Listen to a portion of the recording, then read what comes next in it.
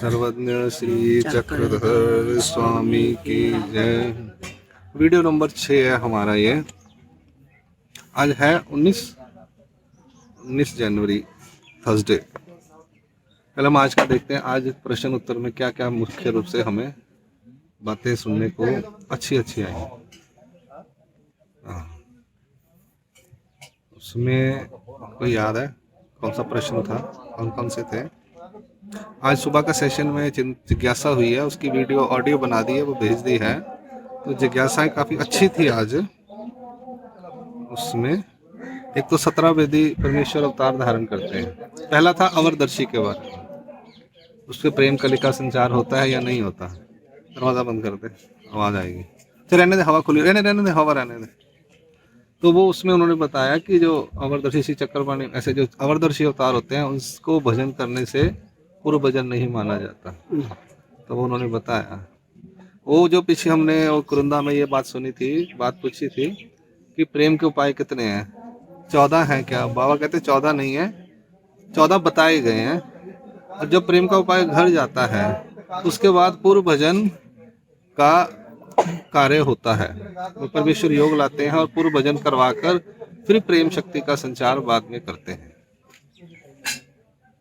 ऐसा यानी प्रेम का उपाय करना ही पड़ेगा। कोई मुझे परमेश्वर का पूर्व भजन गढ़ गया और मुझे प्रेम हो गया, ऐसा नहीं है।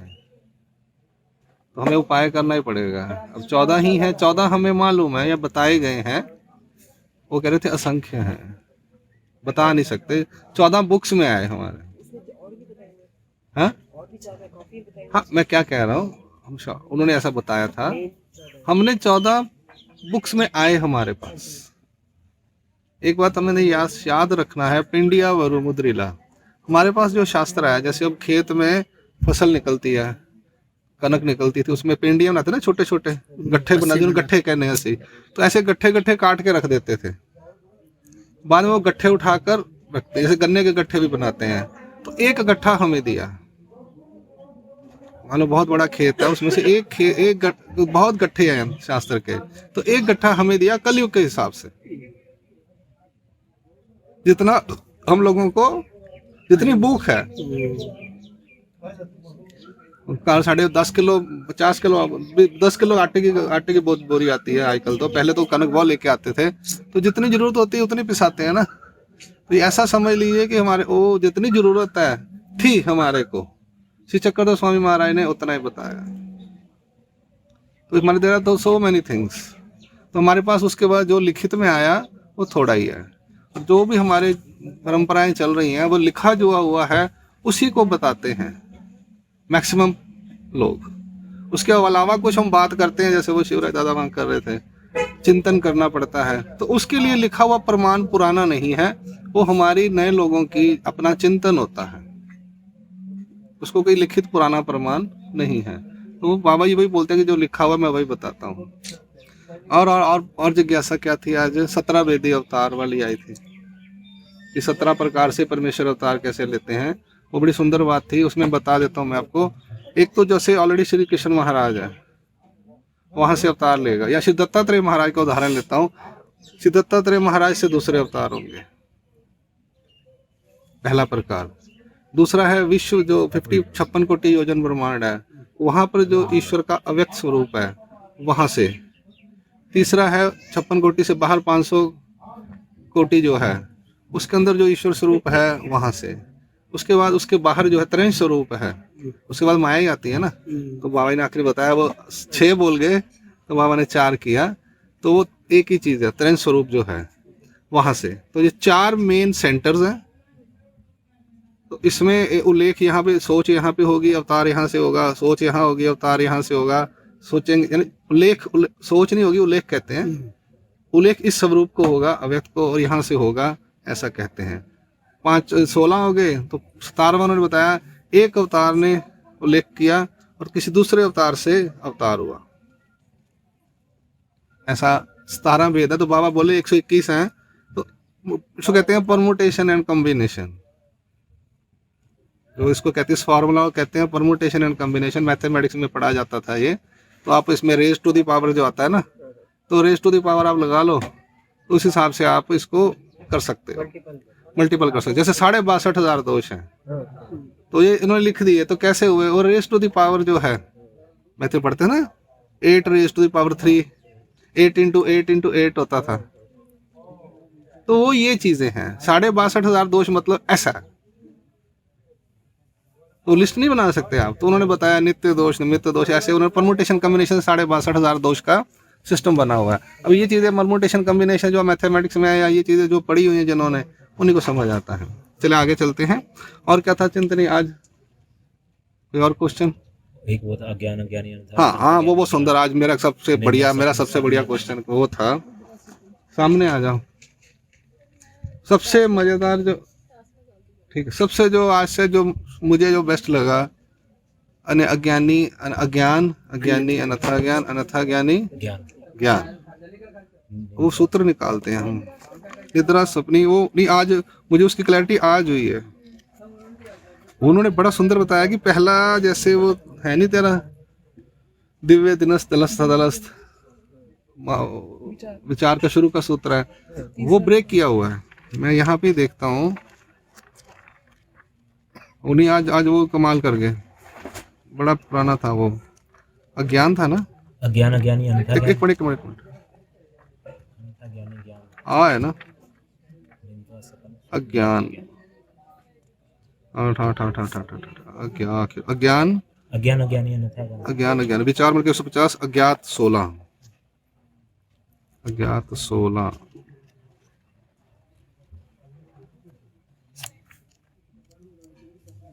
हाँ, शिष्ट लाभनाख्य कथन इसमें आया है। या वरी सर्वज्ञ पुणितले सर्वने मणित स्वपन लटिका सूचाते साच मग माता से जी घोड़ा काई जाला सुनते तो विग्रह आख्यान करोनी सब पलानी अदृश्य भाई अज्ञान अज्ञानी अनथा ज्ञान, अनथा ज्ञानी ज्ञान।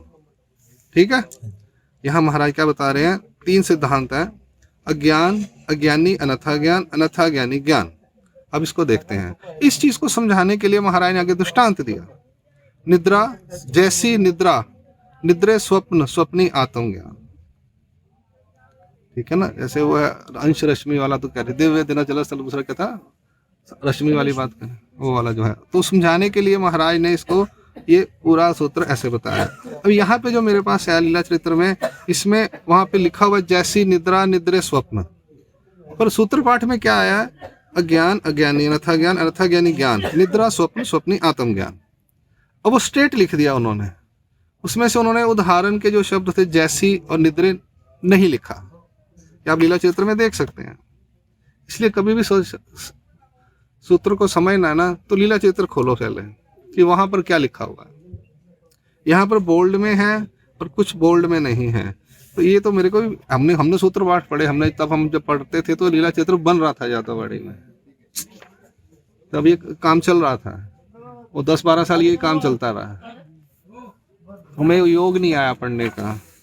अब देखते हैं इसमें क्या है। महाराज कह रहे हैं अज्ञान, यानी क्या बोले, सारे जीव हम क्या है? अज्ञान है। ठीक है, फिर उसके बाद अज्ञान की वजह से हमें क्या है? अनथा ज्ञान। अनथा ज्ञान क्या है? जैसे शरीर ही सब कुछ है, मर गए तो काम खत्म, अनथा ज्ञान है। फिर अनथा ज्ञानी को ज्ञान, फिर ज्ञान होता है। पहले 0, फिर थोड़ा सा गलत, हाँ मैं आज तक सोच रहा था, मुझे तो लगा आज तक ऐसा ही होता है, आज तक मैं यही समझ रहा था, मुझे आज समझ लगी कि ऐसा होता है। हम अक्सर कहते हैं ना, कि नहीं कहते?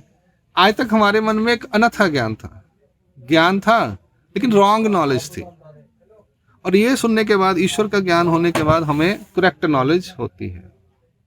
ये हो गया एक पैटर्न। पहले हम सब अज्ञान हैं, फिर हमारे को अनथा ज्ञान है, मुझे लगा, मैंने सोचा, जो शब्द है ना, मुझे लगा, मैंने सोचा, ये सब अनथा ज्ञान है। फिर जब वो कोई बताता है नहीं ये चीज ऐसे नहीं है, अच्छा ये ऐसे है, उसको कहेंगे ज्ञान।